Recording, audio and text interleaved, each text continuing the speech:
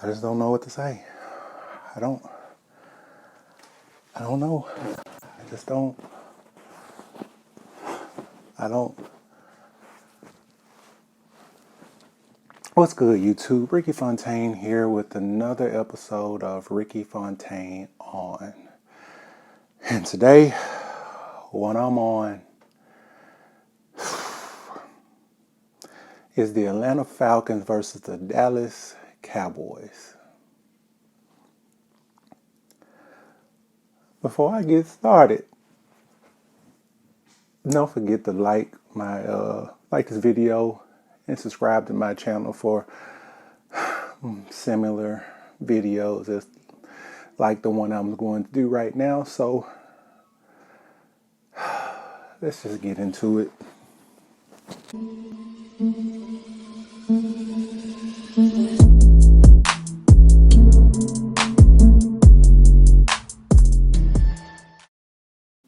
Let's just start off by the fact that I've been a Falcons fan since '91.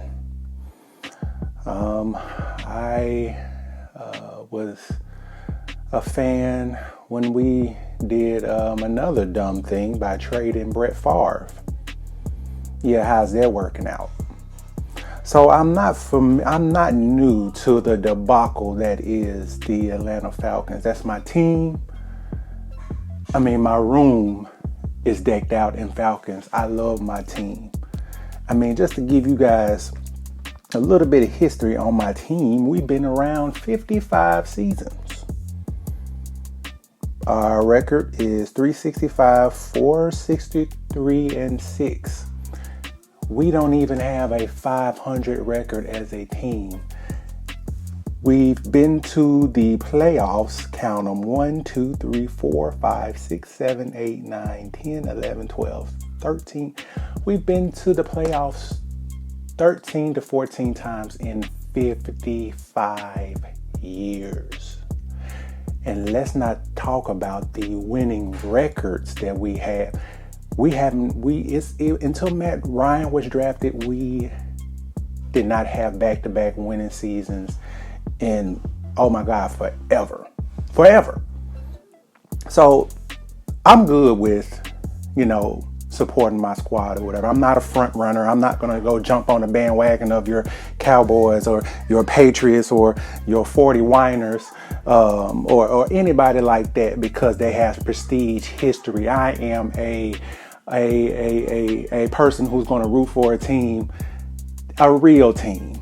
Okay, so yeah, I've stuck with the Falcons, and I'm going to stick with the Falcons. But yesterday brought up memories of the Super Bowl, and it took me forever, and it still ticks me off to even hear 28-3 or hear just Super Bowl Atlanta versus Patriots, and it sets me back. So yesterday started off the game well, had 4 turnovers, like 3 forced fumbles. I mean, our defense is getting after Dak Prescott. Getting after him. So we're up 14-0, and I'm cool. I'm like, okay, but as Falcons fans, not to get too high or get too low when you're winning. Don't get too high when you're winning, because 14-0, we'll just blow it and they'll come back or whatever. So the third time we were going to score, we needed to put 7 on the board to make it 21-0. We kicked the field goal. I was like, okay, that's points, whatever, 17, 17-0 or whatever it was. And then we got the ball again. And I'm like, look, clearly we're going to have to put 7 on the board this time, because that will put their foot on their neck. That we're showing that, hey, we're not to be messing around this year. But we kicked another field goal. And I'm telling you, this time I was sitting in my man cave and I said, this is not going to be good. Even when we were up 20-0, was it 20-0 or whatever? 19-0? Something like that. I said, this is still not good. And sure enough, that came out and the guys started moving the ball down the field. And it's like they started getting confidence then. But every time, Dallas scored, we came back and scored, or we'll do some things. So we didn't play a bad game. We didn't play a bad game, but it's just the little things. It's the little things when you go for 2 instead of just kicking the freaking field goal. And you end up losing by that 1 point now. If you went for 2 and you missed it, but if you kicked the field goal, all Dallas would have been able to do was tie the game. But let's talk about. So they score down 9, and I was telling my wife, I was like, they're going to score here, and they're going to get the football back on the onside kick. I just know it. I know it. I know my team. I've been through this time and time and time and time again. I know this team. For some reason, when they get a big lead, they start to cruise. Even the freaking coaches start to hit cruise control. So they score. They do the onside kick. And when I tell you, when I saw, let me get you the names, because I was talking. They were clowning us on First Take today. Stephen A. My friend, everybody's texting me. They're clowning me at this point. Let me tell you who the people who wanted to back away from the ball like the ball had corona. I'm sorry. I'm no disrespect to people, who had, but I'm sorry, man. It ticks me off. They backed away from it like it was a bad ex-girlfriend. Hayden Hurst, Jaden Graham, Olamide Zaccheaus, and Julio Jones was in the picture. All those people had the opportunity to grab that ball. And they just watched it. They watched it like it was Power, Book 2. Don't forget to check out my videos on that, by the way. They watched that ball like it was a new episode of Power, and they just backed away from it. And Dallas got the ball, and the rest was history. I felt the same way I felt in the Super Bowl when we gave up that lead and went to overtime. The exact same way. And I just watched them kick the ball, and it was over, and the rage. And I don't work for the Falcons. I don't play, but as a fan is short for fanatic. That is my squad. I would ride and die and still ride or die for my team to this day. But the rage, I wanted to tear up some spit. I wanted to tear some stuff up because we've seen this over and over and over again. When are the Atlanta Falcons going to stop putting their fan base through this crap? It's bad enough for the city. We ain't talking about the other sports. We're not going to get into your Atlanta Hawks, who's got a good team and they're on a come up. They're going to be something to mess with. The Atlanta Braves, at least the Braves have had some kind of consistent winning, but they just can't win the big one since '95. The Braves on my squad too. Atlanta United is doing well. They lost Joseph Martinez to an ACL injury, and the team is struggling right now, but they got success in MLS right now.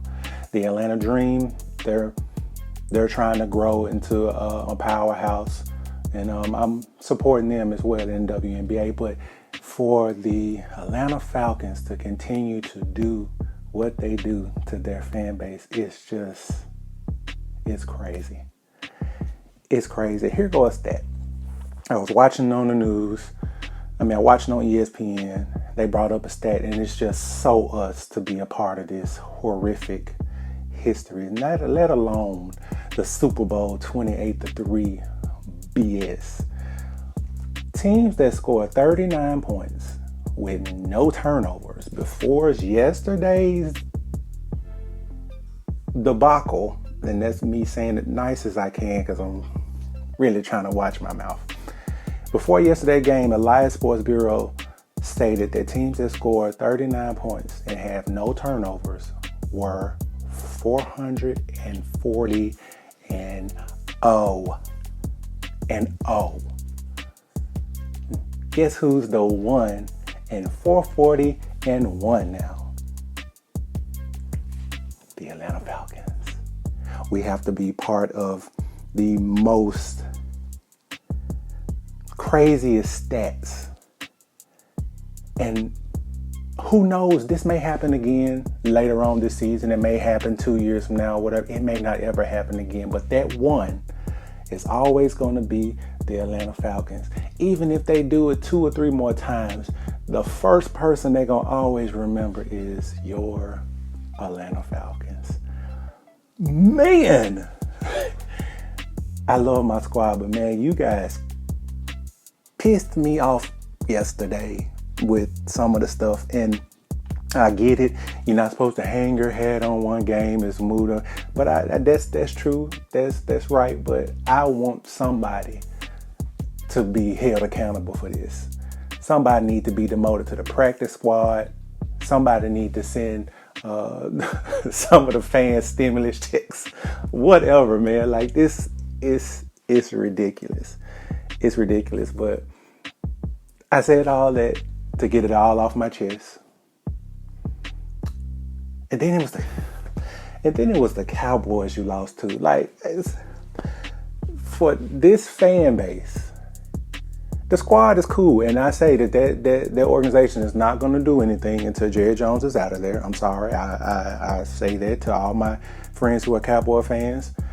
Jerry Jones got to go, and they may be able to even try to creep up to be America's team, but you can't be America's team and you ain't really won anything. I ain't talking about me. Yeah, I know we ain't won anything, but for you guys to say you're America's team and you ain't won a Super Bowl or haven't did anything relevant in the playoffs in a long time, that's not cool. But we lost to the Dallas Cowboys, and you have to hear that from their fan base.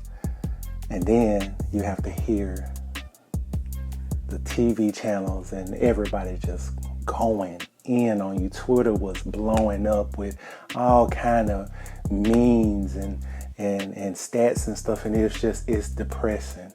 It's so depressing. Usually what I do is after a loss like that, I don't watch any sports, anything or whatever.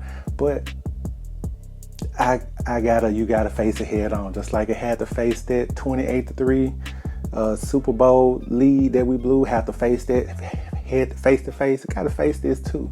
But this was a gut punch. And we have to win next week against the Chicago Bears, who are 2-0. I don't know how good they are. I know their defense is pretty stout or whatever, and their quarterback is kind of iffy or whatever. But we have to win next week. If we lose to the Chicago Bears, somebody getting fired. I'm sorry. Somebody has to go. We cannot lose 3 in a row to start the season.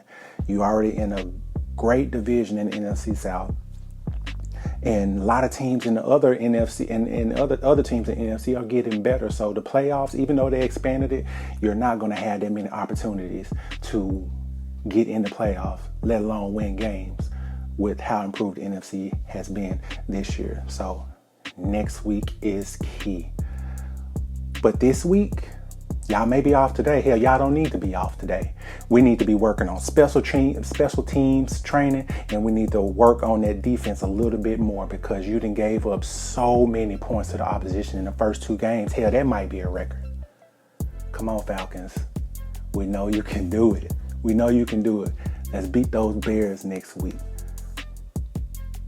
Look, don't forget to like this video, subscribe to my channel, and